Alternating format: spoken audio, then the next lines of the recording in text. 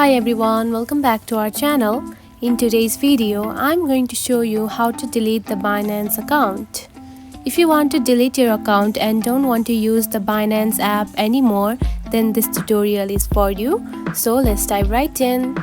First of all, find the Binance app on your home screen. Now open it. After opening the app, here you can find the star button at the top. Simply tap on it. Then here you can find your user account right here. Simply tap on it. After selecting it, here you can find the security option. Simply select it. And then scroll down until you find the manage account. Now tap on it. After that, here you can find the delete account option. Simply select it. After selecting it, you need to choose one of the reasons. Now choose one of it and then tap on to continue. After continuing it, your account will be deleted. And that's it. This is how you can delete your Binance account. It is a very easy process, right?